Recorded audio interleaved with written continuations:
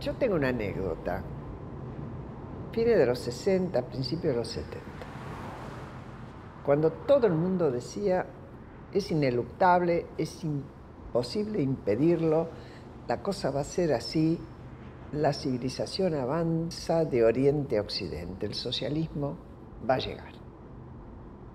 Estábamos en una reunión social, absolutamente nada que ver con la política, pero aparece, como en todas las reuniones sociales en la Argentina, la política, porque siempre había algún tema político.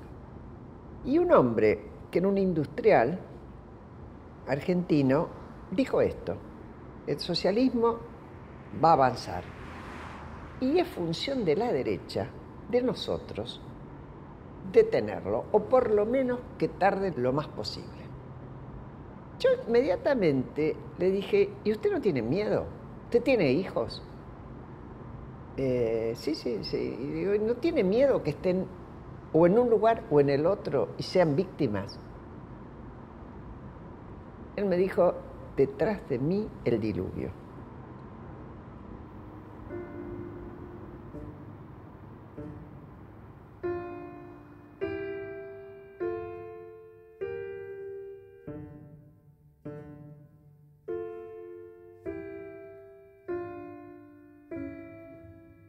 No siempre aparecen generaciones como la del 60.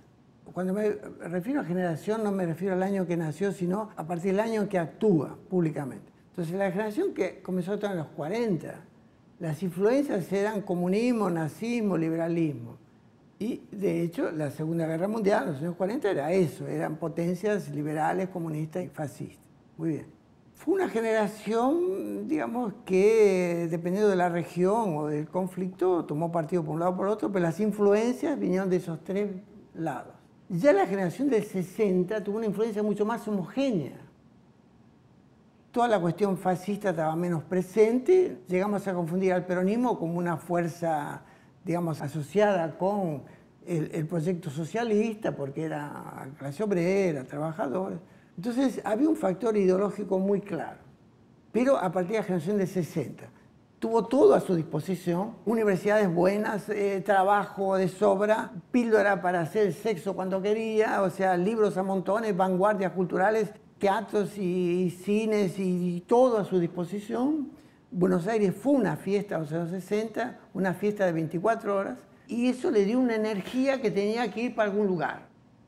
Y de repente no encontraba, la economía no era eso que ellos podían hacer, la política era una cosa más opaca, estaban los militares. De repente vino la Revolución Cubana, vino toda una cosa que podía canalizar esa energía contenida de esa generación.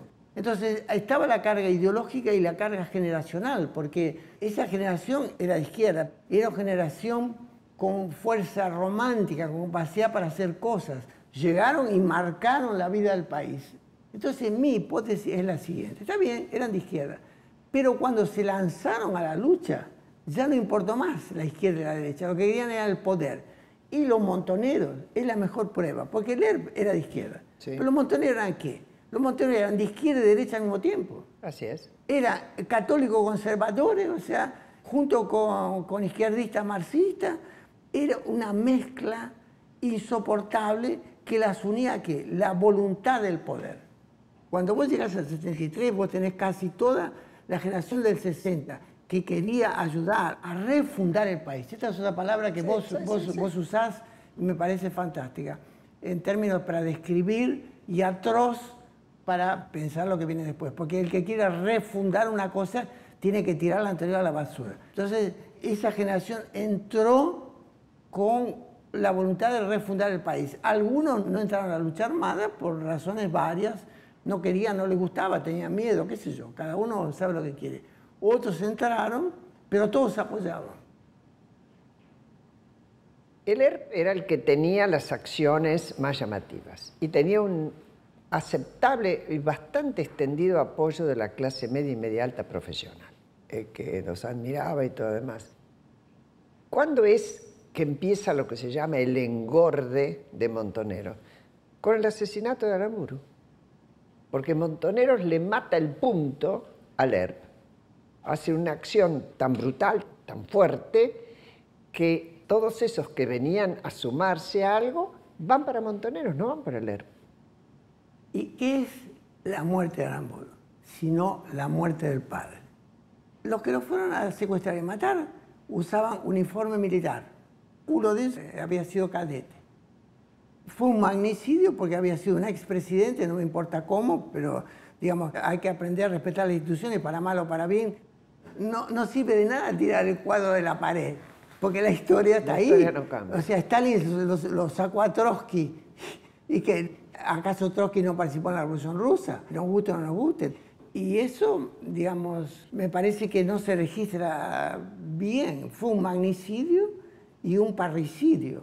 A partir de ese momento, yo creo que los militares comenzaron a vivir como amenaza a aquellos hijos o sobrinos que eran de izquierda o eran revolucionarios o era lo que fueran. Hasta ese momento los tomaban como... Chicos que van a cambiar de idea. Nosotros éramos omnipotentes, podíamos cualquier cosa, éramos una generación bendita, bendecida. Entonces, qué sé yo, Condenada a ganar. Exactamente, agarrar un arma acabó siendo lo más natural. Entonces yo iba al tiro federal y apuntaba un blanco y después apuntaba un cara. No sentí que hubiéramos una ruptura, lo sentí como natural. Ahora, lo que sí sentía que no se lo podía explicar a nadie. Yo le podía explicar a mis padres, me hice comunista, pero no le podía explicar a nadie que estaba en la guerrilla. Porque eso nadie lo iba a entender. Pero entre mi generación lo entendían. Eso es más un ejemplo de que existen generaciones. Fíjate, le conté a mi padre, soy comunista, muy bien. Mi padre no le gustó, pero lo entendió. Pero al otro ya no le podía contar. Cuando vos no podés contar algo es porque hay un corte. Había un corte generacional que nosotros pasamos sin darnos cuenta.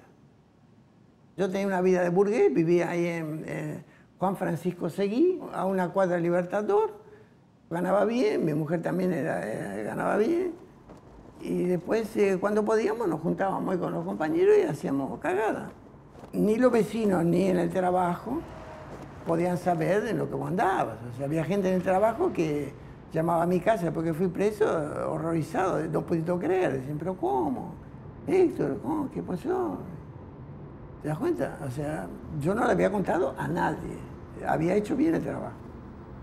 Yo tenía un instituto de idiomas, principios de los 70, y en uno de los cursos venía la señora Magdalena Nosiglia, la mamá de Coti Nosiglia, era la mamá de Magdalena Nosiglia, que era de Lerma. Habían detenido a los hijos, o los perseguían, porque habían secuestrado al almirante alemán. Y ella sostenía, los chicos salieron a comprar empanadas, porque todos estábamos reunidos y íbamos a comer empanadas. Sí, los chicos le dijeron a los padres, vamos a comprar empanadas, en realidad lo fueron a secuestrar al tío. Sí, porque, digamos, lo que no se puede entender, no se puede creer. Exacto. El hecho es que, volviendo, cuando yo veo que todo eso es un flan, inclusive tengo alguna experiencia medio desastrosa, un grupo ahí infiltrado que me salvé raspando, entonces dije, bueno, vamos a hacer un grupo pequeño, con poca gente, y ahí salí a hacer cosas, y bueno, cuando surge la posibilidad de conectar un grupo mayor, nos conectamos, pero y así fue, 2 matrimonios, el mío y el de otro, y más otro compañero, comenzamos a hacer pequeñas cosas y de repente nos llevaron. Robo, asalto, o sea, ese tipo de cosas.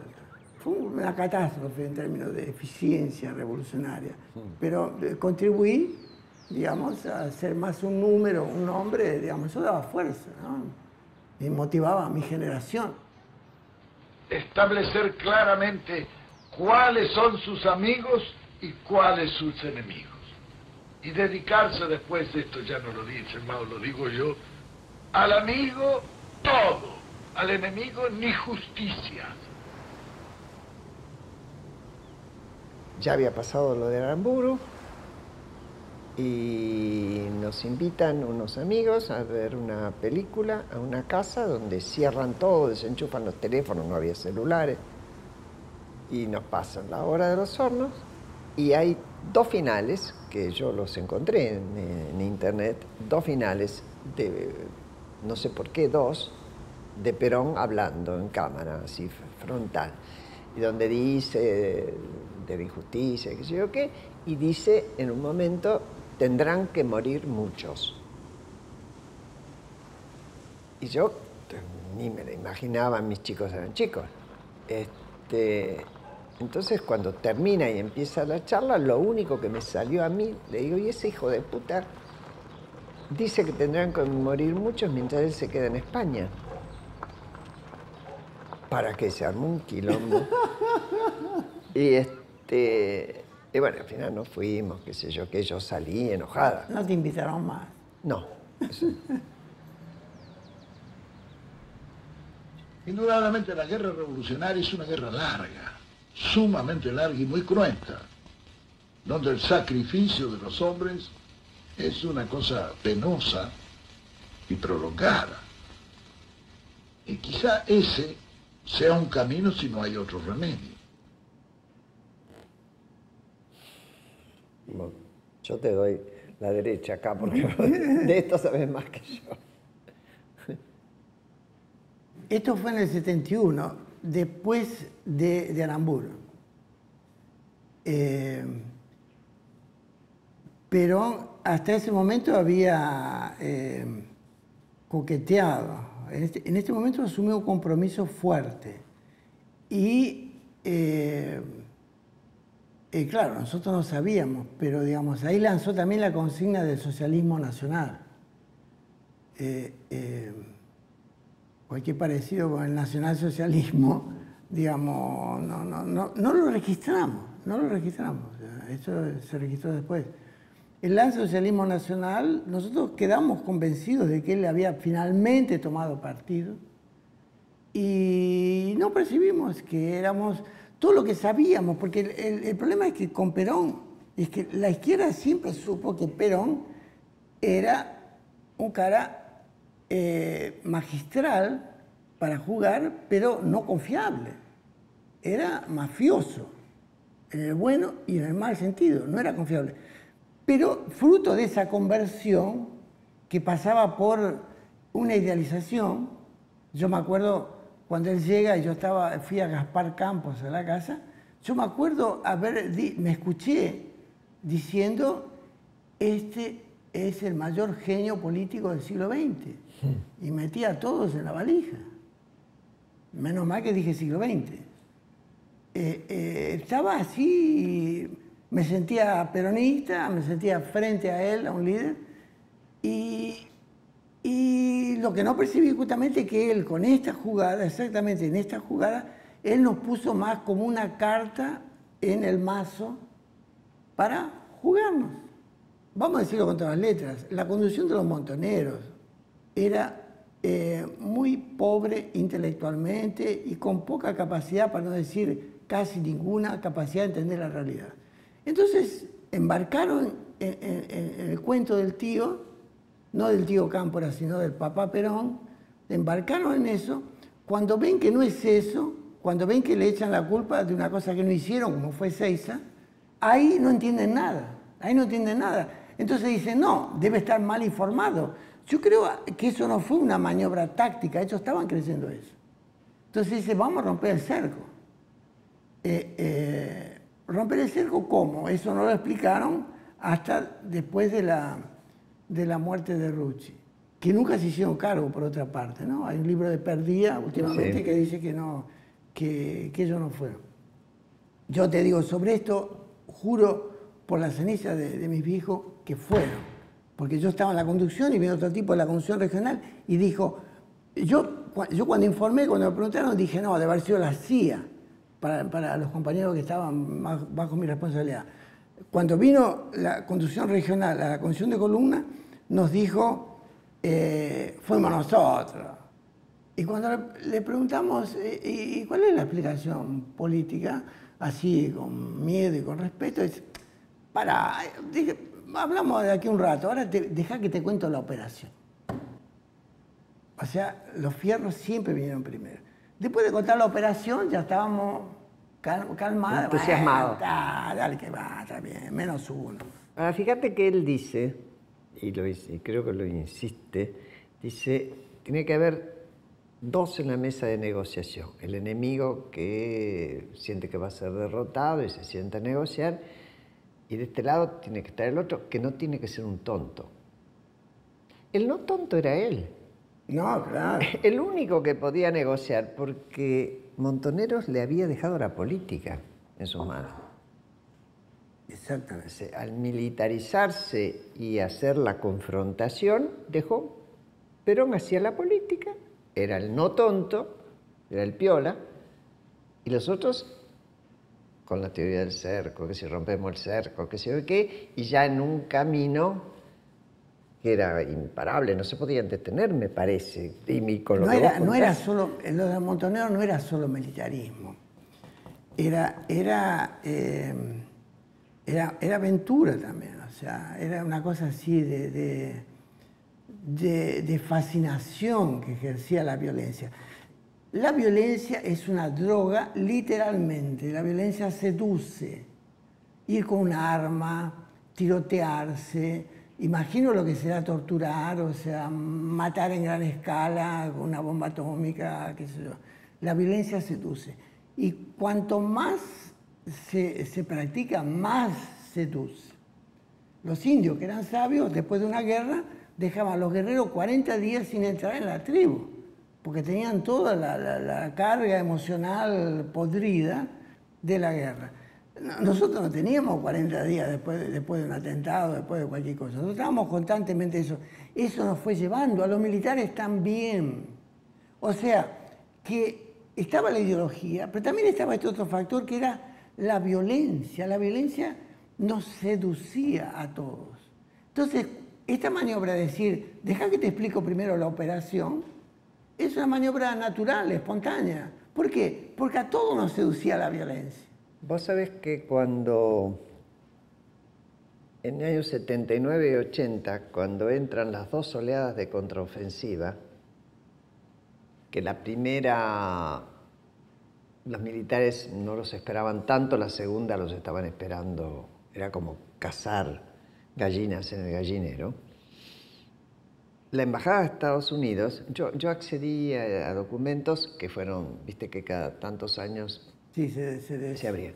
Lo sabía, y les dijeron a los militares, ¿por qué no hacen un juicio grande? ¿Por qué no los enjuician?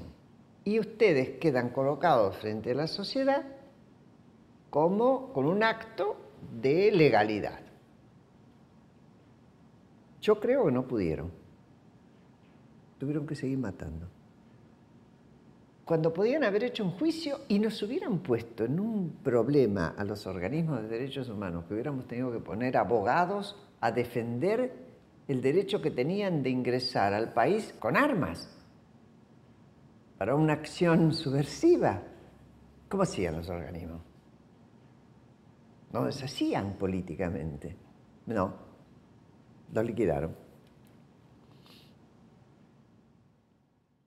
La apuesta a que el golpe iba a empujar a las masas para nuestro lado no se cumplió, nos estaban matando y nosotros no hacíamos nada porque no teníamos ni teníamos las armas allá, pero no podíamos ir a buscarlas, y el compañero aquí, no sé qué, no sé cuánto. Entonces yo estuve en La Plata, cuando me sacan de Mar del Plata, y me mandan a La Plata el día del golpe, ¿podés creer? Y me voy allá con un camión de mudanza. Y llego ahí y me quedo hasta noviembre en La Plata, una ciudad envenenada hasta la puta que lo parió. Creo que 6 conducciones de columna pasaron por ahí limpiadas.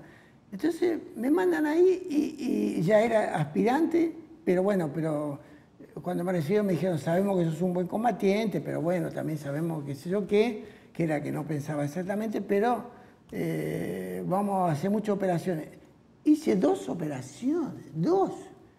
Patéticas las 2, o sea, digamos, no interesa cuáles, pero digo, no había nada para hacer, entonces solo había esperar a que te masacren. Llega un momento, cada uno tiene su momento, llega un momento que vos te vas.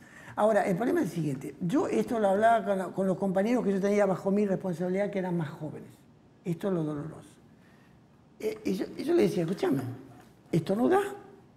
Digamos, tenemos que protegernos, yo te lo digo, no te lo digo como compañero, pero te digo, vos estás viendo las cosas, sí, estás viendo, bueno, saca tus conclusiones. Yo trataba de que ellos sacaran sus conclusiones. Y muchos compañeros jóvenes me decían, mira, tenés razón, pero yo no sé a dónde ir, no sé qué va a hacer de mi vida, porque habían entrado a la militancia a través de los montoneros. Los que entraron a la militancia, los jóvenes, por eso los jóvenes fue más doloroso, los que entraron a la militancia a través de los montoneros, esos estaban condenados a muerte.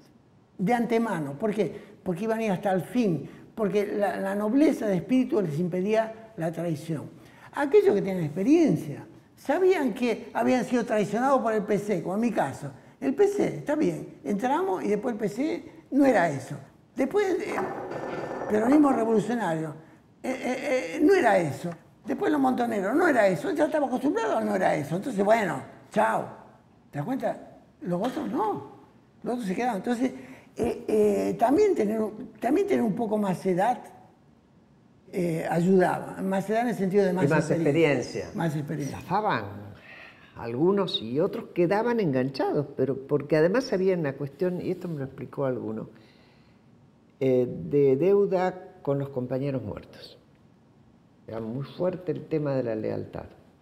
Pero eso era más con los jóvenes. Sí, sí. En la contraofensiva hubo algunos de más edad que volvieron porque estaban con culpa, como, qué sé yo, como Marco Zucker. como Valenzuela. Qué sé yo.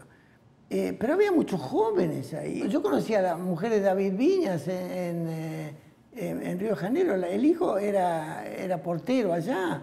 Y era un tipo, digamos, que no lo podían haber mandado por varias razones. O sea, y lo mandaron igual, no le importaba, que no te importaba el QI que vos tenías, no te importaba nada. ¿Querés ir? Allá va, bli, bla, blum, vamos. Psh. O sea, vayan, ¿no? Yo me quedo, vayan. Sí.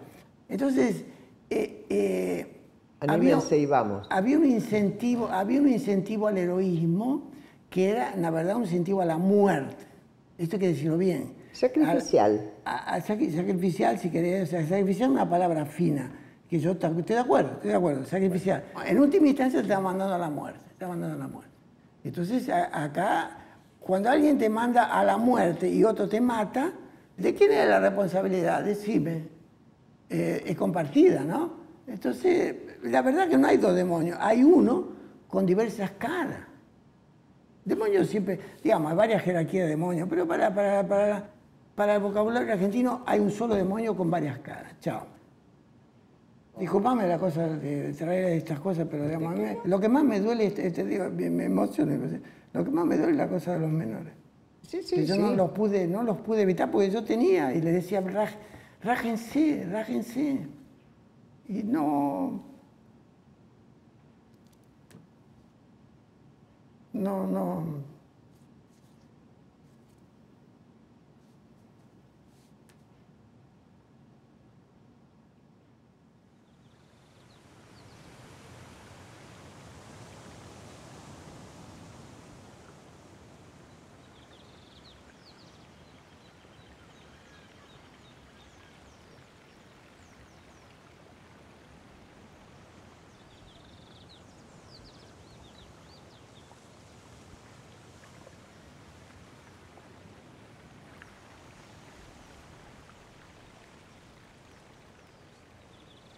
Cuando vos comenzás a matar mucho, y eso se hizo antes de Videla, hay un momento que no podés parar.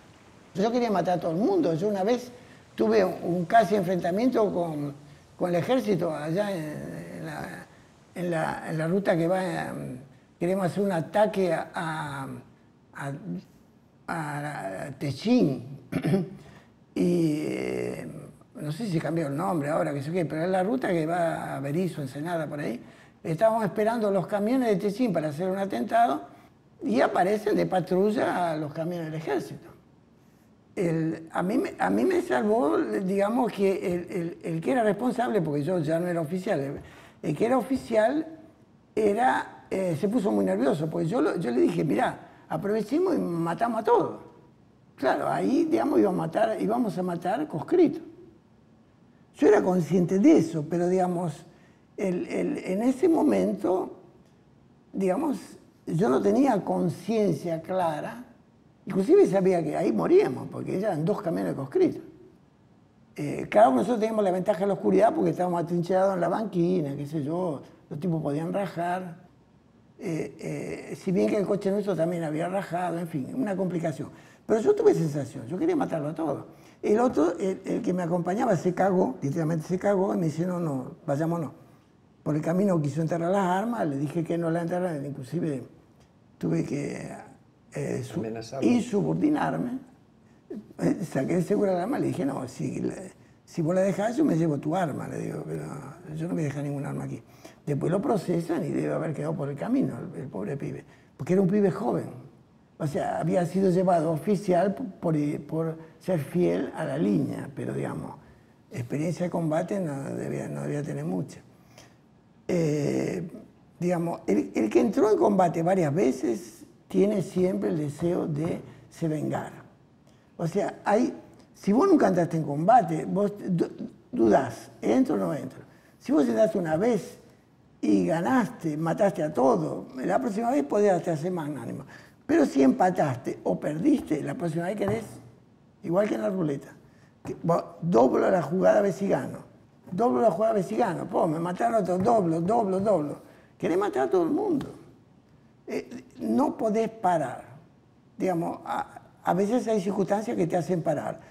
A mí la circunstancia que me hizo parar fue la conciencia de la derrota. Cuando yo percibí que estábamos derrotados, dije, bueno, morir gratuitamente no.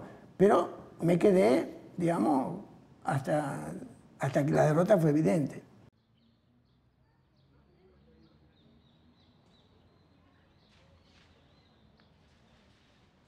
A Pablo lo secuestraron en octubre del 76 y yo no me sumé enseguida porque ni siquiera sabía que existían los organismos de derechos humanos. Las madres todavía no daban vueltas, ni muchísimo menos, ni se habían juntado.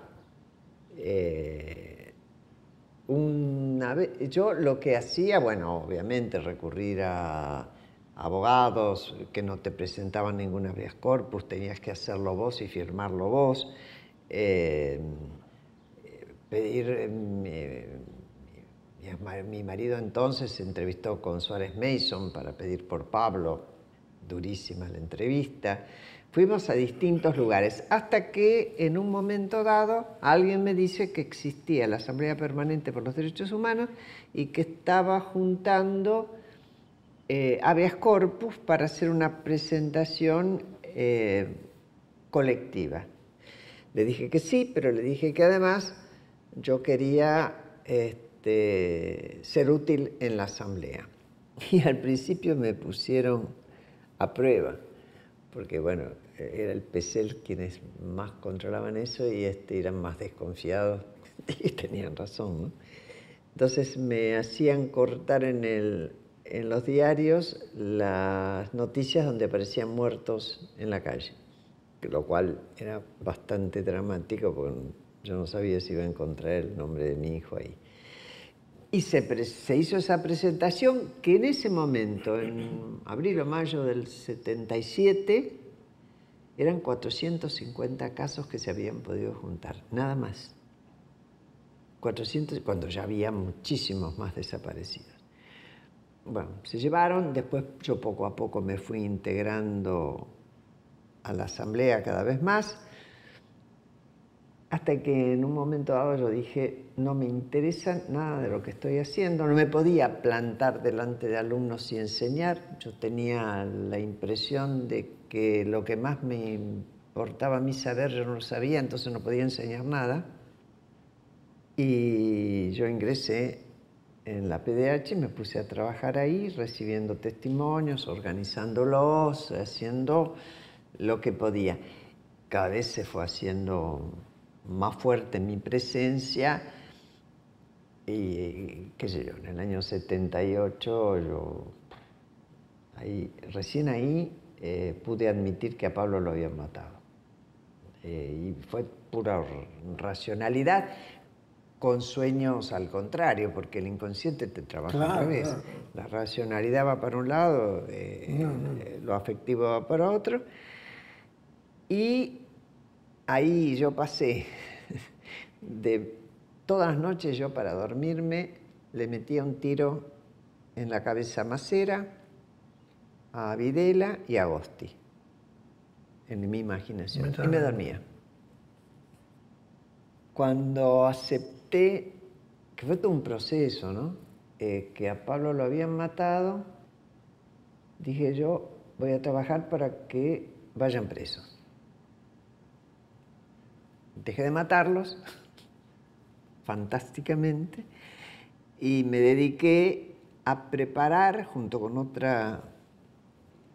dos personas más, porque en ese momento parecía una cosa muy chiflada, pensar que algún día podía haber justicia. Parecía muy loco. Sin embargo, 2 o 3 creíamos que por lo menos había que guardar y que trabajar con los testimonios, ir juntándolos, entrelazándolos lo que se podía, además. Y la verdad, que eso dio resultado, porque terminó siendo la base de lo que terminamos incorporando a la CONADEP. La CONADEP lo amplió muchísimo y fue la base del juicio. Y Pablo no era de la Juventud Guevarista. Pablo no militaba. Se había afiliado al PC, después se salió del PC, en la escuela se puso de novio con una chica que era de Juventud Guevarista y seguro que sí conocía y seguro que apoyaba y seguro que le parecía bien. Y la caída de Pablo, que fue en la misma noche, su novia, la hermanita de su novia y otro chico en otra casa, tuvo que ver con que una pobre, que era apenas más grande que ellos, que era la responsable de ese grupo, cayó primero, una chica que estaba embarazada, cayó ella, el marido. Yo lo pude reconstruir después a partir de los testimonios. Y dio los nombres de los chicos y bueno, después los secuestraban a todos, ¿no? El que recluta a un menor lo está condenando a muerte si la cosa sale mal. Por eso las Naciones Unidas condena el reclutamiento de menores. Los menores de 15 años que son reclutados es un crimen de lesa humanidad, contra la humanidad. A Pablo lo sacaron de su cama en mi casa. A Pablo, delante nuestro. A las 2 de la mañana golpearon la puerta, nosotros teníamos un dúplex. Bajé yo porque me desperté antes que Enrique, pregunté quién eran, preocupada, y el portero pobre, que era un italiano, que era el portero de noche, me dijo, señora, tengo que darle una carta, porque eso le habían dicho. Ahí yo ya me asusté, le dije, no, Antonio, una carta, yo no recibo hasta ahora una carta, tráigala mañana. Policía Federal, señora, abra. Entonces había levantado Enrique y demás. Entran 4 tipos, uno de civil, uno se queda, armados por cierto, uno se queda afuera con el portero y nos dicen que no. Y aparece el perro, que era un ovejero, que aparece achatado contra el piso y todo erizado. Y me dicen, agarra ese perrito o lo mato. Yo agarré al perro, me lo traje, nos hicieron sentar en un sillón y le preguntamos qué quieren. Y ni nos contestaban. Se desplegaron hacia donde estaban los dormitorios de los chicos, cada chico tenía un dormitorio, y se meten en los 2 primeros, que era donde estaba Pablo durmiendo con 2 compañeros, que se quedaban mucho. Los fines de semana los chicos se quedaban mucho en mi casa. Y tiraban bolsas de dormir, qué sé yo qué, y viene el de Martín. Y bueno, dijeron, ¿quién es Pablo? Pablo dijo, soy yo, identifíquese, lo traen al living donde estábamos nosotros, en calzoncillo, o en pijama, ya no me acuerdo. Y yo desesperada buscaba en una campera que él había dejado tirada la cédula de identidad, porque pensaba que mostrando la cédula iba a demostrar que estaba todo bien. Bueno, y entonces le dicen que lo va a acompañar. Inmediatamente dijimos, nosotros vamos con él, ¿no? Déjenlo vestirse, déjenlo abrigarse, toda una cuestión. Y dijeron, váyanlo a buscar a la comisaría no sé cuánto mañana. Esa misma noche, cuando se lo llevaron, a Martín, esto lo contó después Martín tenía 15 y era muy corto de vista, usaba lentes de contacto y no los tenía puestos, y cuando lo despiertan creía que era el hermano que lo estaba jodiendo. Le dice, ¿por qué no te das a la puta madre que te parió? Le dice Martín al tipo que lo estaba apuntando. Le dice, levantate y vestite. Y entra otro y le dice, acostate. Porque ya habían encontrado a Pablo. Y Martín se acuesta y del susto se queda dormido hasta el día siguiente. Él no vio cuando se llevaron al hermano. Y en el cuarto de Alejandra no entraron, que estaba también una amiga que se había quedado. ¿Y los chicos que estaban con Pablo? Se quedaron como muertos. Cuando se fueron todos, yo entré y les dije, ¿qué pasó? Nada, Graciela, nada, Graciela. Pero ni les preguntaron nada. Nada, ni les preguntaron. Estaban pálidos como el papel. Y ahí yo les pregunté, tanto es así que esos chicos se quedaron y no se quisieron ir. Nosotros salimos a la calle, nos vestimos, fuimos a casa de Carlos Kramer, el abogado, que era nuestro abogado. Bueno, le pedimos que hiciera el habeas corpus.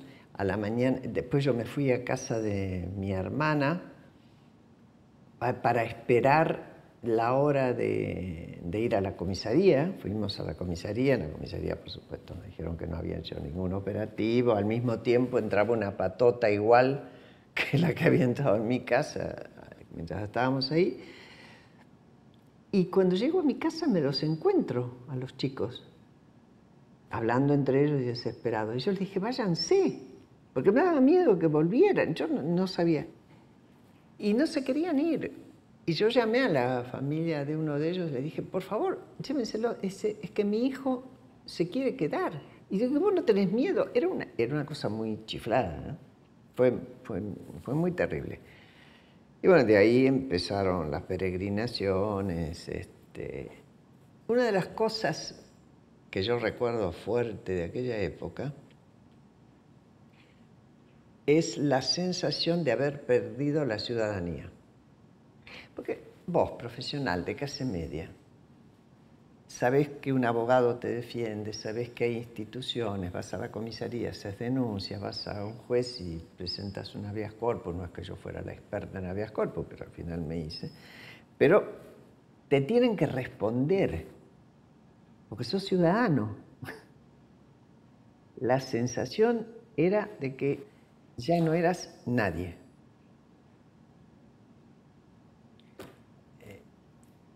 Duro.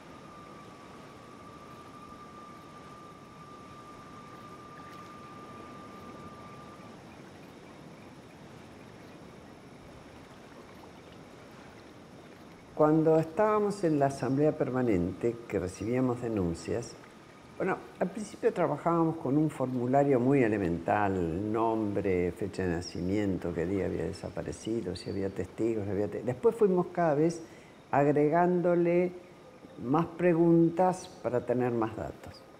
Y cada hojita con testimonio donde transcribíamos la denuncia, que la firmaba el que la hacía, después la trasladábamos a unas fichas donde le poníamos jinetas, es decir, unas marcas que tenían que ver, según el color, con el sexo, con la profesión. En ningún caso ni se preguntaba a los padres si era militante, si no era militante. Los padres tampoco lo decían, todos te decían, algunos te decían, si mi hijo no hubiera sido tan generoso y no hubiera ido a la villa a hacer trabajo social, hoy yo lo tendría conmigo.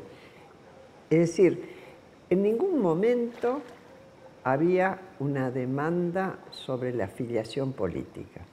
Al mismo tiempo, era tal la necesidad de corporizar, interpreto yo ahora, al desaparecido, que la ficha era sagrada. Si una ficha se caía al piso, todo el mundo paraba para no pisarla.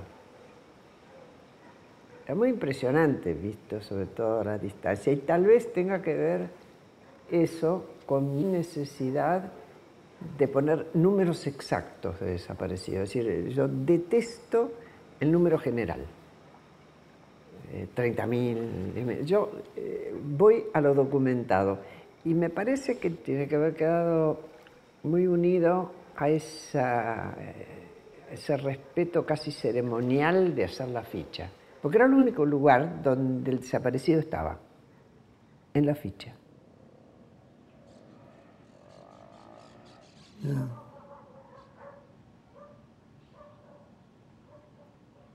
No, estaba impresionante. No hay muchos lugares para desaparecidos, ¿no? No. Así.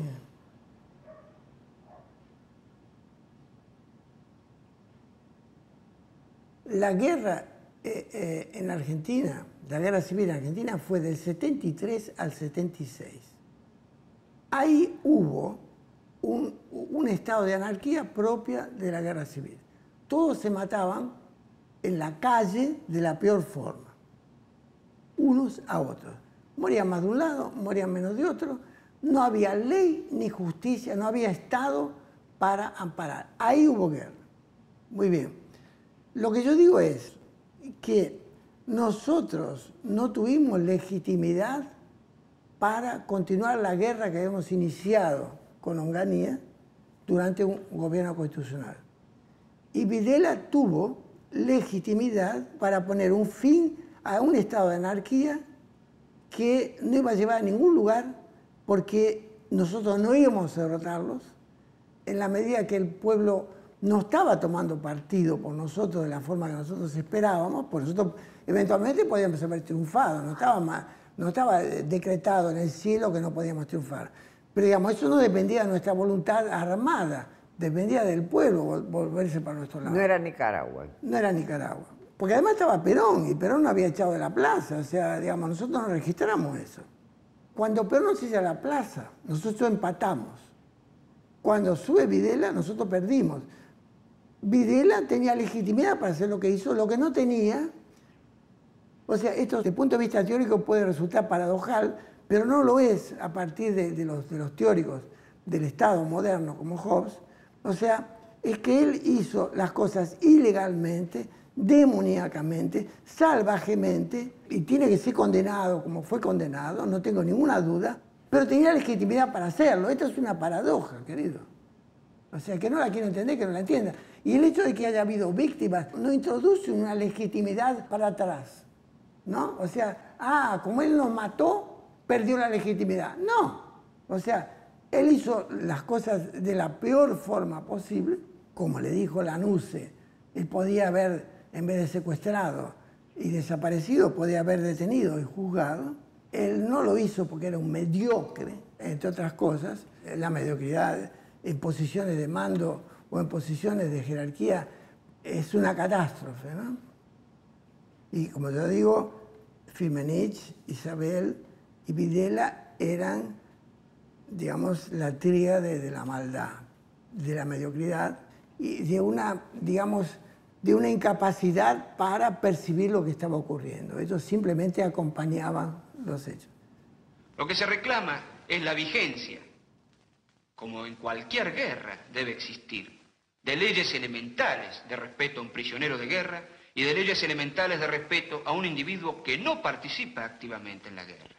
Hoy por hoy, cualquier persona del pueblo argentino tiene o bien un hijo, o su esposa, o sus padres, o sus amigos, o sus compañeros de trabajo, o un vecino. Tiene alguien cerca que ha sido secuestrado, torturado y asesinado por la dictadura.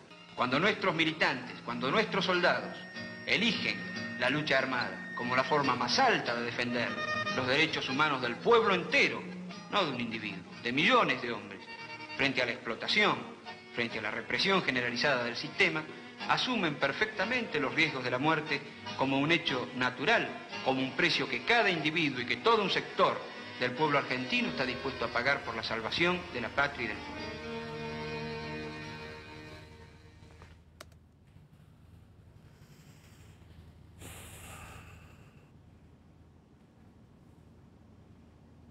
Dios, me causa tanto desprecio esta persona a mí. Además, como si fuera cierto que en el 78 había enfrentamientos. Había caza de conejos. Sí cometieron inmediatamente después, y a lo mejor se refería a esto, pero yo no sé, ni tengo ganas de interpretarlo, a las contraofensivas que iban a mandar, que fue realmente una de las cosas más deleznables que pudieron hacer, porque el interés era tan mezquino, cuando se le preguntó por qué mandaron gente que estaba viviendo en el exterior, algunos que en la segunda contraofensiva eran chiquilines de 16 años que se habían ido a los 11 con los padres, es decir, que se hicieron montoneros en el exterior. Y dijo, para no perder presencia política. Administraban la muerte independientemente de quién moría. Entonces, los montoneros inventaron un cronograma de muertes para cada columna. En función de las fuerzas, en función del lugar, tenían que matar 1 por mes, 2 por mes, 3 por mes de personal de la Fuerza Armada, de la derecha, de lo que fuera. Muy bien. Llegó un momento que no había registro, trabajo de inteligencia para ir detrás de un blanco. Por lo tanto, se iba a la puerta de una comisaría y cuando salía alguien caminando a la comisaría con cara de policía, se lo mataba. Y ahí al otro día leías que ese era amigo nuestro. Entonces, yo te pregunto, ¿cómo alguien puede defender los derechos humanos cuando administró la muerte de una forma que iguala a los nazis? Ese es un cínico hijo de puta. Que me venga a decir que no. ¿Por qué no vuelve a la Argentina y explica? ¿Por qué no explican todo eso? ¿Por qué en el libro de Perdía no se asumen todas estas cosas? ¿Vos te crees que yo soy el único que sabe esto? No. Hay muchos que lo saben. Y hay una especie de defensa corporativa del lado de los militares y del lado de los montoneros. ¿Por qué no se rompe esto? Porque ahí está la inercia de la naturaleza humana. Cuando vos sos marcado por una emoción fuerte, quedas atrapado. Seas militar, seas guerrillero, seas psicoanalista. Hay muchos en Argentina que están congeladas, que tienen congelada el alma, que les impide decir lo que vieron. Decir simplemente esto. Yo no sé cómo juzgar lo que vi, pero lo que vi es esto. ¿Por qué la gente no dice lo que vio? ¿Por qué la gente...? No se trata de juzgar. La interpretación viene después. No me importa si los militares fueron más culpables que nosotros.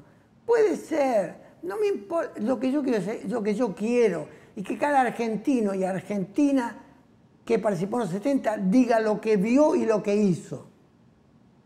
Que lo interpreten las nuevas generaciones. Dejemos las interpretaciones. Digamos lo que vimos. Porque, Videla se llevó a la tumba lo que sabía. Es cierto. ¿Y cuántos están vivos y se llevan también a la tumba lo que saben? Somos todos Videla en la Argentina. O la mayoría, no somos todos. Firmenich es un Videla. Perdía es un Videla. Vaca Narvaja es un Videla. Está lleno de Videla.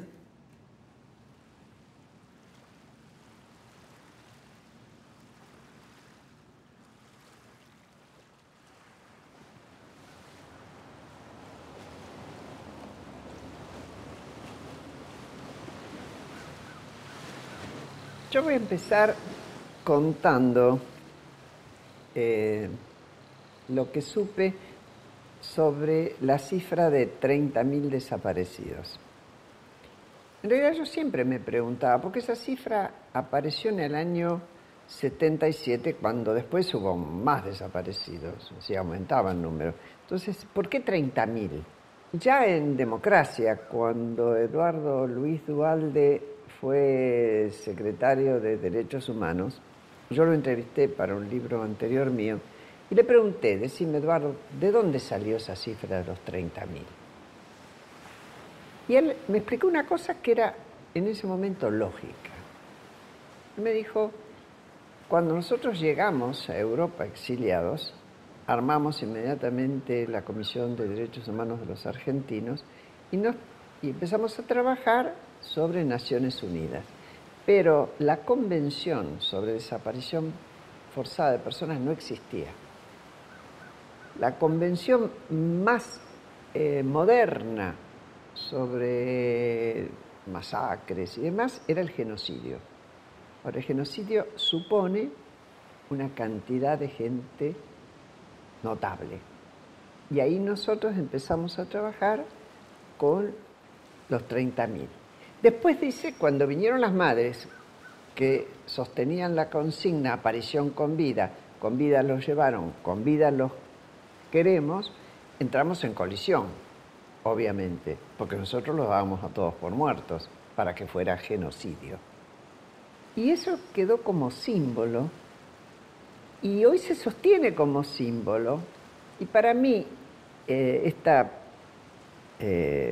vocación mía o mi insistencia en usar los números reales que están documentados, sin negar que a lo mejor hay más, pero diciendo esto los tenemos documentados, es aferrarme mucho al respeto por cada uno. Por cada uno, por su historia, por su nombre, por su sufrimiento, por sus ideales, por todas las que pasó. A mí me parece malo, no me encaja decir 30.000, 20.000, 10.000. Me apego más a lo documental.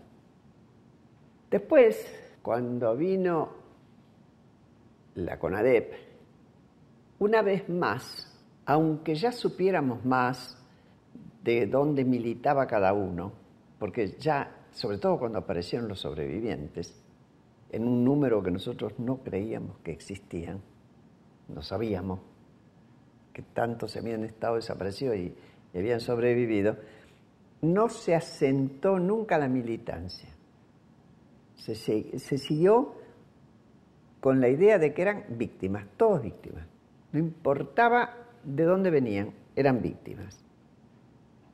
Y yo creo que era bastante lógico, porque lo que se tenía enfrente era un aparato del cual se suponía que todavía conservaba el poder, y poder de daño, y que iba a resistir a juzgarse a sí mismo como era el proyecto de Alfonsín. Y de hecho ocurrió. De hecho, nunca el Consejo Supremo de las Fuerzas Armadas determinó que hubiera alguna responsabilidad. Al contrario, 2 veces se pronunció y las 2 veces dijo se cumplieron las órdenes que se dieron. Y se acabó. Cuando Alfonsín asume, dicta, entre otros, 2 decretos. Uno para enjuiciar a las cúpulas militares, el otro para enjuiciar a las cúpulas de las organizaciones guerrilleras. En los fundamentos del segundo admite que había situaciones de injusticia que podían explicar que esa gente hubiera tomado las armas, pero de todas maneras los enjuicia. Lo que hay que tomar en cuenta es que para esa época las conducciones de Montoneros y de Lerp no estaban en la Argentina, estaban todas afuera. Cualquiera que mira de afuera dice, bueno, era lógico, ahí había habido guerrilla que mataba, había habido militares que se cometieron barbaridades y demás, ambos tienen que ser juzgados. El lío era para la familia. Las familias no aceptaban que fueran sometidos a la misma justicia o siquiera perseguidos por la justicia quienes para ellos seguían siendo víctimas. Y de ahí pasaron a la idealización.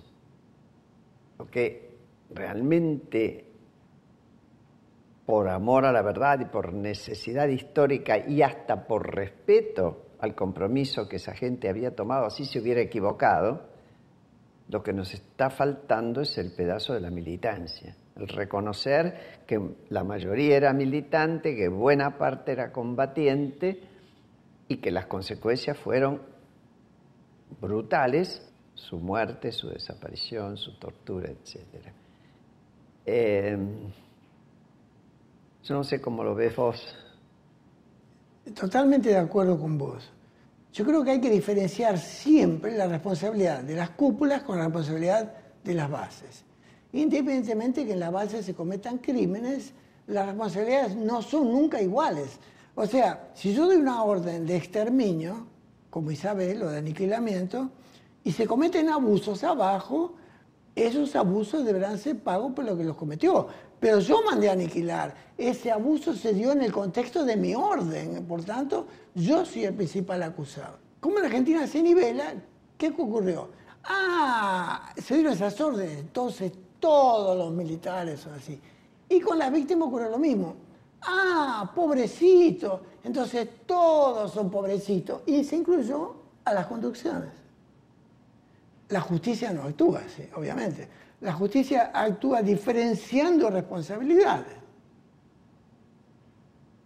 Inclusive diferenciando responsabilidades intelectuales.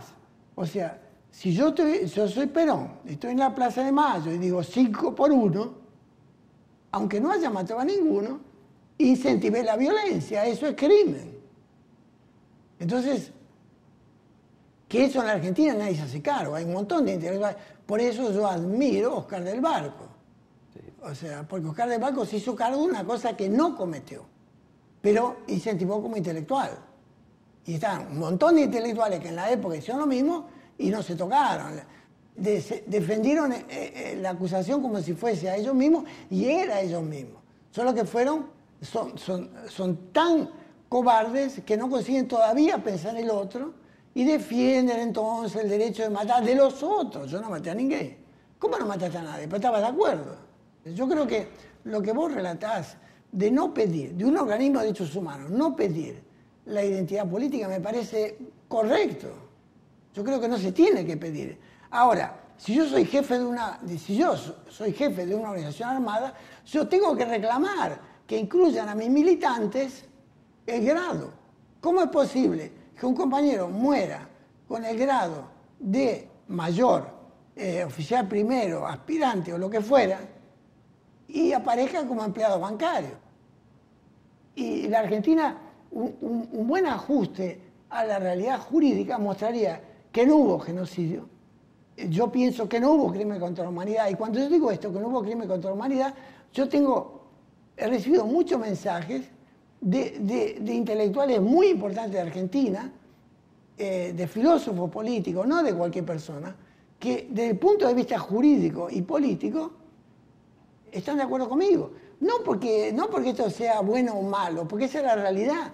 La Argentina inventó una ficción jurídica para fomentar una posición.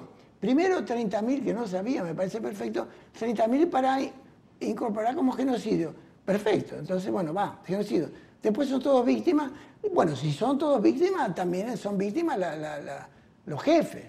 O sea, ¿cómo no vas a ser víctima? Si vos conducís una banda de víctimas, vos sos también víctima. Error. Un horror. O sea, que no fue percibido por esta tendencia al nivelamiento. Los argentinos nivelan.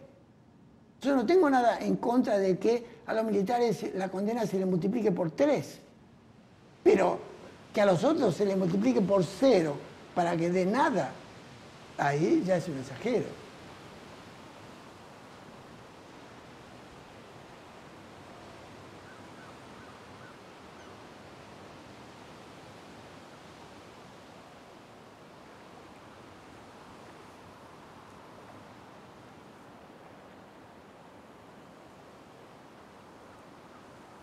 Yo decía, ¿qué aporte están haciendo las conducciones que tienen que saber más nombres y no nos traen uno? Están todos entonces, porque quienes comandaron tienen que saber, y hay muchos sobrevivientes, cada uno que se haga cargo de los grupos que dependían de ellos y nos den los nombres que faltan. No hubo jamás ese aporte. Venía del testimonio de la familia, del amigo. Yo creo que la sociedad argentina es una sociedad muy fragmentada. Nadie se hace cargo porque el otro no se hace cargo. Vos querés que yo me haga cargo, hacete cargo vos. Porque vos me acusás de algo a mí y vos, todo lo que vos hiciste, ¿qué? ¿Acaso vos sos santa? o lo mismo pueden decir a mí, ¿acaso yo soy santo? ¿Y vos qué es lo que hiciste? Entonces mucha gente dice, Leis, del otro lado, ¿no? Leis el arrepentido. ¿Qué arrepentido? Me costó mucho entender que había estado equivocado.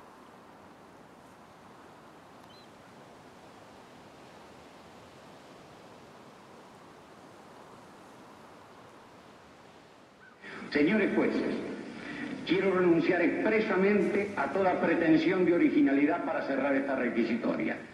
Quiero utilizar una frase que no me pertenece, porque pertenece ya a todo el pueblo argentino.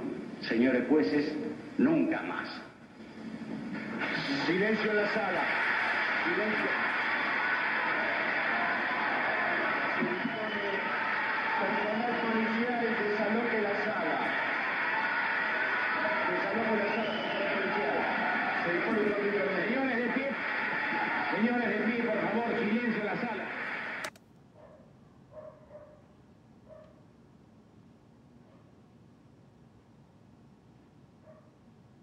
A mí lo que más me impresionó de eso, yo estaba ahí, fue, bueno, la explosión de emoción. Yo no puedo decir ni de alegría ni nada, sino de emoción, fue muy fuerte.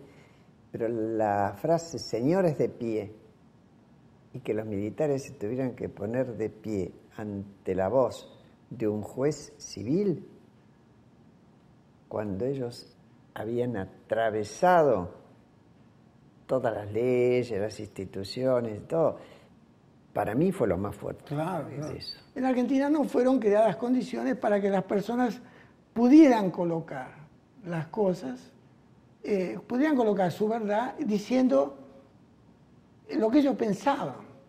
Si yo, que fui el primer profesor de UBA 21, que fui a las cárceles, que me jugué entrando, o sea, que le di clase, inclusive de forma ilegal, porque la universidad no me autorizaba, que le hice mesa para los primeros presos comunes que estaban ahí.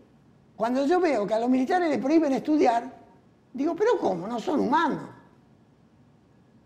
Si yo le di clase a tremendos hijos de no sé cuántos, entre otros a Schockländer, a Firmenich, yo le tomé la prueba a Firmenich, que le anotó en economía. Yo le tomé el tema de la prueba, revolución. Nota baja. ¿Se debe acordar? Yo no le preguntaba lo que habían hecho. Yo lo que quería era que se instruyeran. Un militar instruido por UBA 21 de repente podía entender que debía hablar de nada. No, le prohíben estudiar porque lo que le están prohibiendo es hablar. Le dicen, vos estás en el infierno, no podés hablar. Y vos decís, bueno, si estoy en el infierno no hablo. Entonces, en la Argentina no se le dio espacio a nadie para hablar. Por eso no apareció la verdad. Nosotros estamos haciendo un esfuerzo aquí. Yo espero y llamo la atención para no ir muy rápido en estas cosas, porque siempre aparece alguien que dice, bueno, entonces juntémonos alegremente, militares, guerrilleros, madre, papá, hijos, y hagamos algo para decir que estamos todos... ¡No! Lo que yo quiero es que cada uno asuma sus responsabilidades por separado, individualmente o por sector. Digamos, que se junten 5 militares y que digan, nosotros pensamos esto ayer, pensamos esto hoy, y hubiéramos repetido esto, pero nunca hubiéramos repetido esto otro. Que lo digan. Pedimos perdón, sobre todo a las próximas generaciones, que son, en la Argentina de hoy, continúa habiendo víctimas. ¿Quiénes son las víctimas? Son las víctimas de la mentira. Contra las tropas del ejército argentino.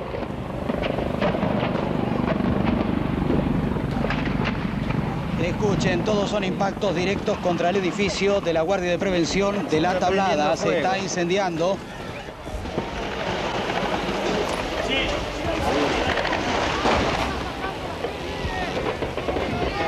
Es impresionante la cantidad de disparos que se están efectuando en este momento. Armas largas, armas cortas y disparos de mortero. ¡Cállate la concha tú!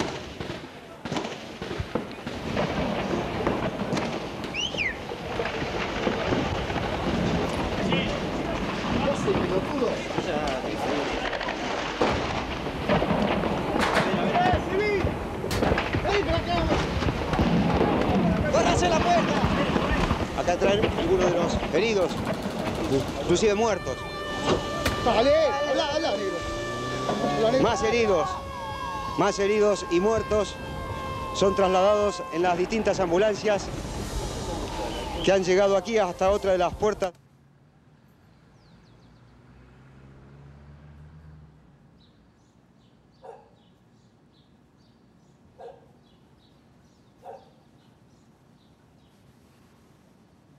Empezamos porque esto me da una tristeza, esa puta que pasa.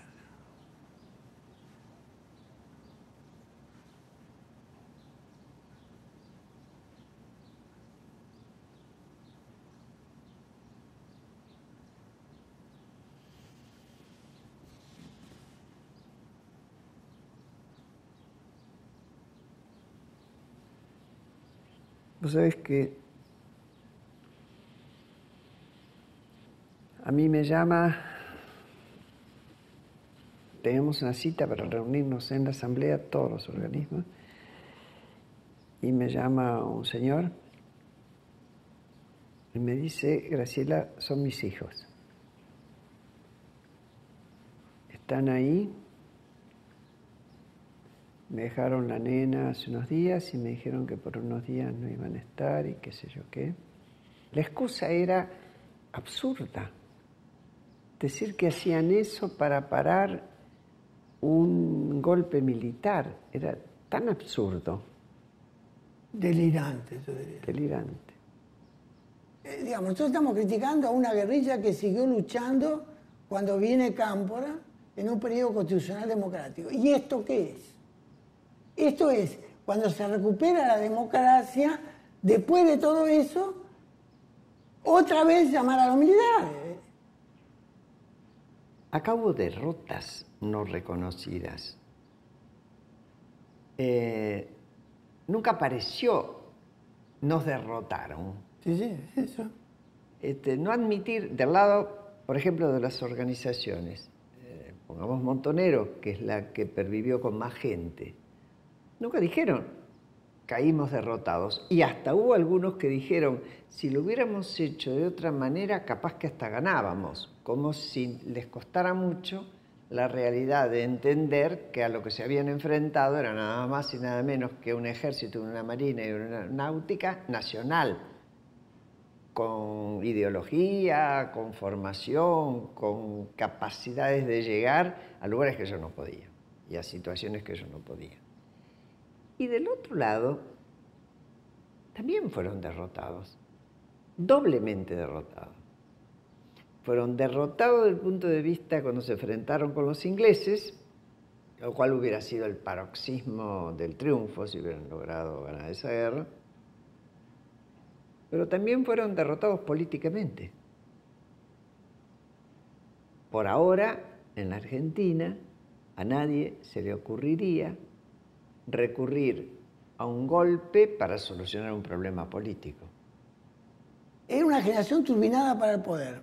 Del otro lado, los militares ya venían turbinados para el poder desde San Martín y después de Irigoyen ya turbinados, o sea, definitivamente para corrupción. Entonces, se encuentran dos grupos turbinados para el poder y solo pueden masacrarse. El país, democracia, autoritarismo es lo menos importante.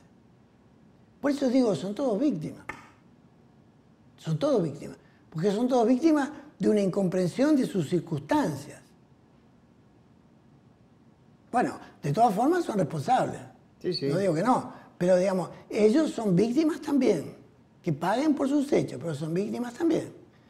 Pero como ahí que está, la víctima no quiere salir del papel de víctima. Si reconoce su error, se apaga el papel de víctima y aparece el papel de culpable. Entonces... O de responsable, ¿no? O de responsable. Entonces no quieren salir de ese lugar. Los militantes no quieren salir del papel de víctima. Los militares están, digamos que es un peligro fantástico, están entrando en el lugar de las víctimas. Los militares, claro, no hagamos de los militares víctimas. Si vos mandás a todos estos viejitos, ¿cuánto digo? Perdimos la oportunidad de mandar a Videla para morir en paz con la familia. Porque si lo dejas ahí, lo haces de víctima. Ahora un viejito, ahí se muere otro viejito. ¿Qué es eso? Dejá que se muera en su casa, de la misma con un policía en la puerta, y chao, la historia los olvida. No. Cuando vos no querés salir del papel de víctima, colocás al otro también en papel de víctima, porque cometés injusticia con el otro. No, además, en ese sentido, a mí me parece que pertenece al terreno de la venganza. Cuando vos metés en la cárcel a un hombre de arriba de 70 años, como tienen muchos de estos, ¿qué esperás que resocialicen y para qué? Yo creo que una condena muy bien puede, como vos decís, terminar de cumplirse en su casa, atendido por médicos. ¿Cómo? Imagínate en la puerta. Y que no lo dejen ni entrar ni salir. Como compañero y hermano de tantos compañeros y hermanos que compartimos aquel tiempo, sino como presidente de la nación argentina, vengo a pedir perdón del Estado Nacional por la vergüenza de haber callado durante 20 años de democracia.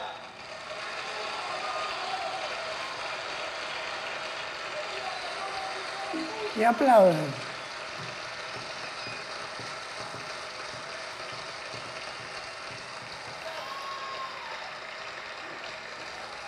¿Paro? De tantas atrocidades. ¿Paro? Y hablemos claro.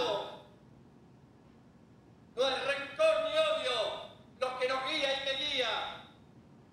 Es justicia y lucha contra la impunidad. Y a los que hicieron este hecho tenebroso y macabro de tantos campos de concentración como fuera ESMA, tienen un solo nombre. Son asesinos repudiados por el pueblo argentino.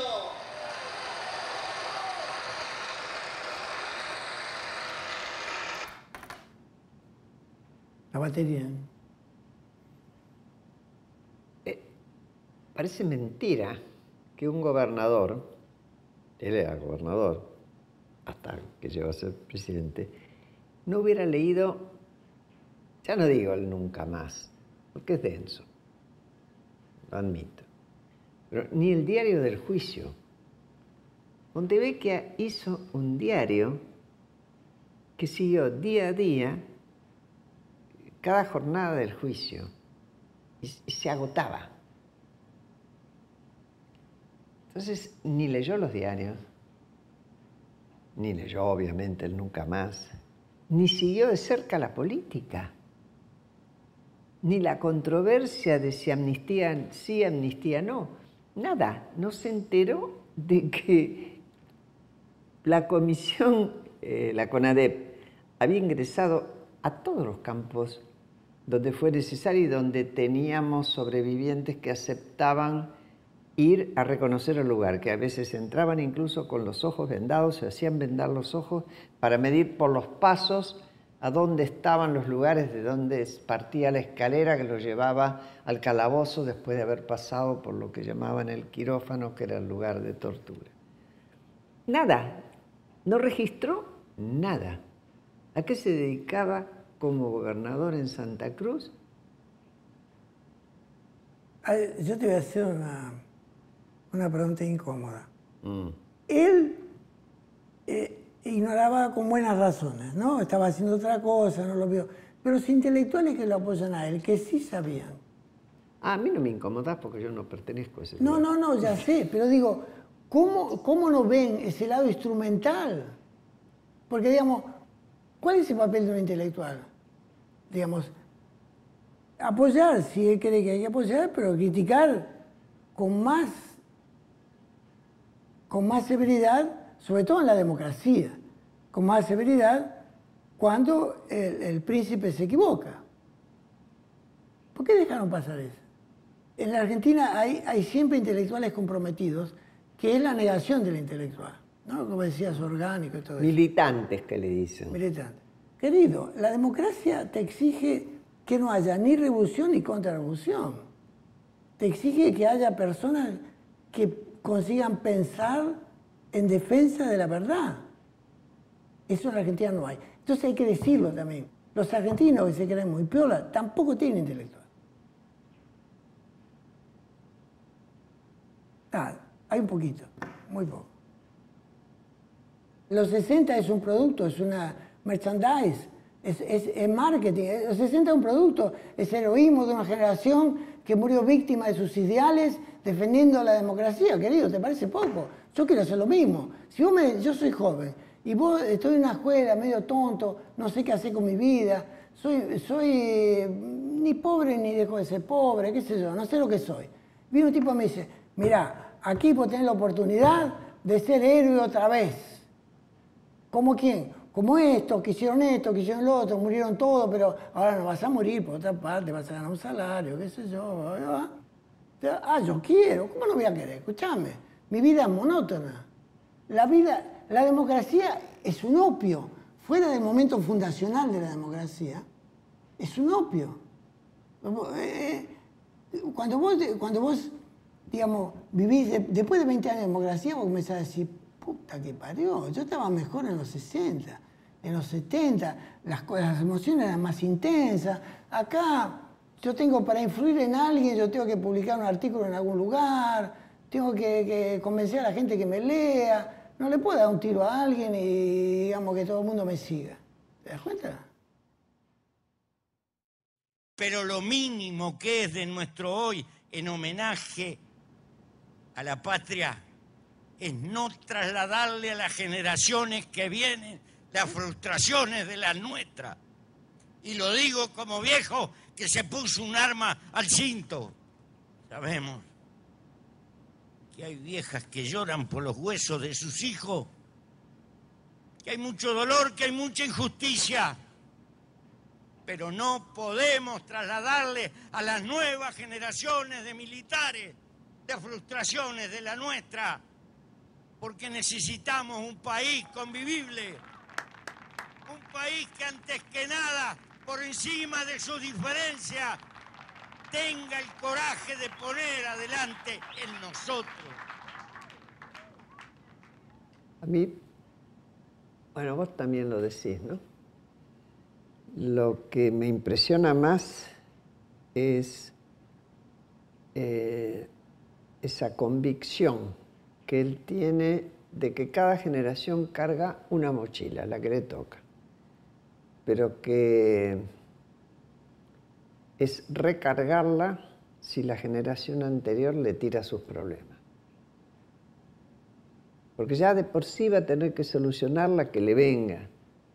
Pienso un poco como Mujica, no le pasemos los problemas, pero sí dejemos que los pocos que estamos vivos podamos hablar de esto para no pasarle. Yo creo que esta metáfora de Mujica es buena. No le pasemos, pero para no pasarle tenemos que entender lo que pasó. O por lo menos vos y yo lo necesitamos. Sí. Ahora, hay distintas formas de vivir el recuerdo y el hecho en el recuerdo.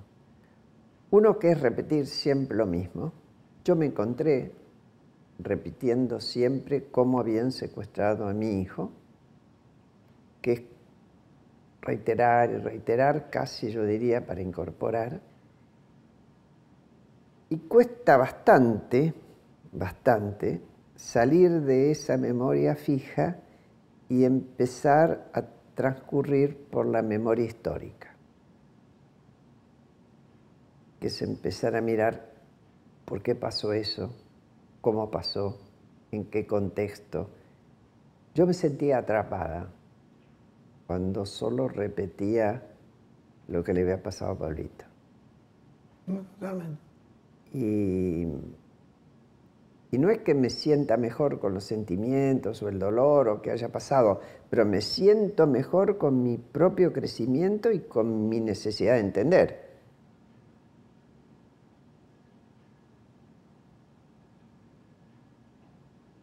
Yo me voy a meter en el tema del perdón, que vos sabés que es un punto en el cual nosotros, a menos que me convenzas ahora, yo tengo una dificultad con eso. Y hasta vale la hipótesis de que no quiera perdonar. Pero mi razonamiento es que yo no fui la víctima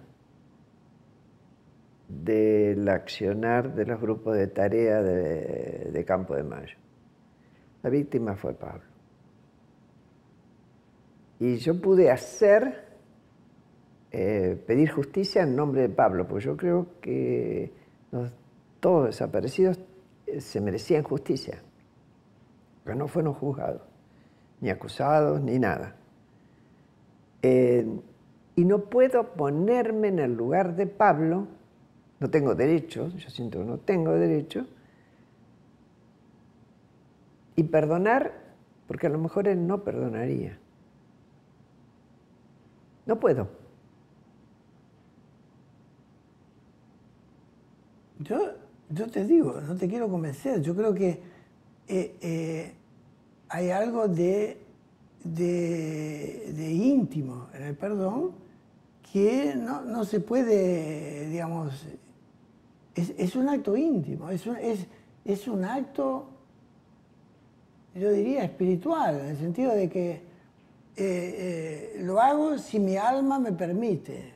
Del lado de quienes decidieron hacer la represión brutal que llevaron a cabo, no hubo un gesto de arrepentimiento, el único es Balsa, pero ninguno dijo, señores, vamos a tratar de reparar.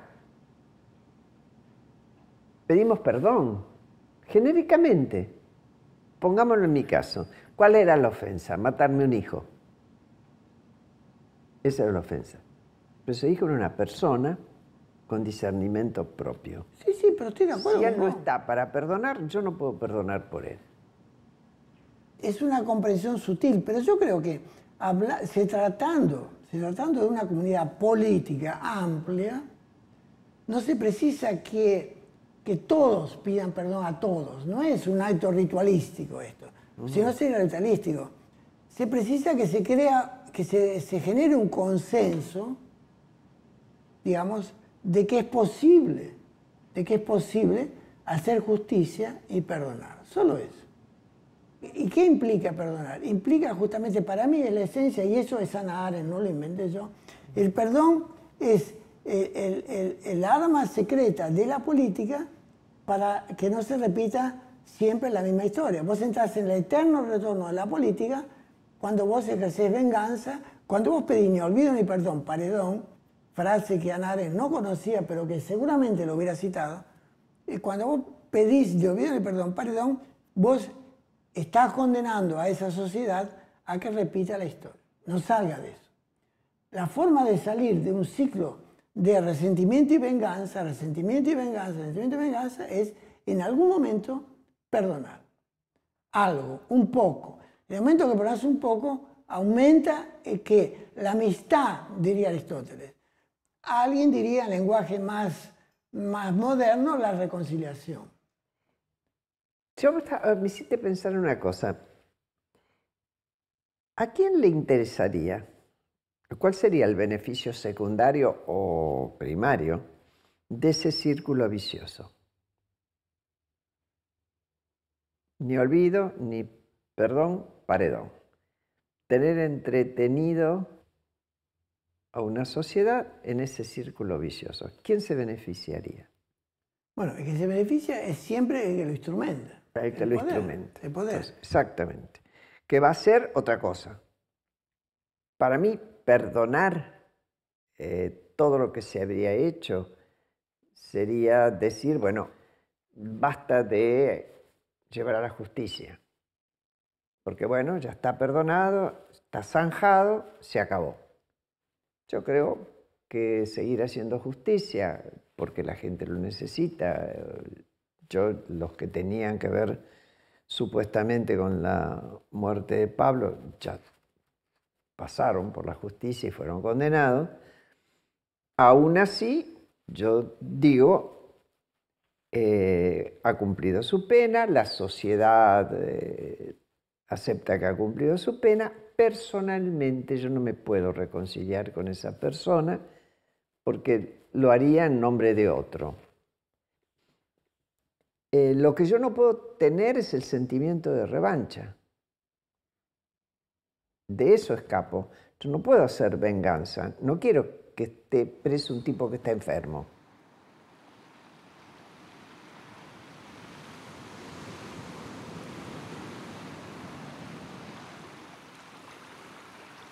Yo no tenía la noción de cuánto hoy estamos peleando. Y no tenía la noción de cuánto el gobierno por un lado y la oposición por otro, cuánto fomentan el odio y la división. Me preocupa muchísimo más el enfrentamiento al cual nos llevó un estilo de acumulación de poder. Hoy.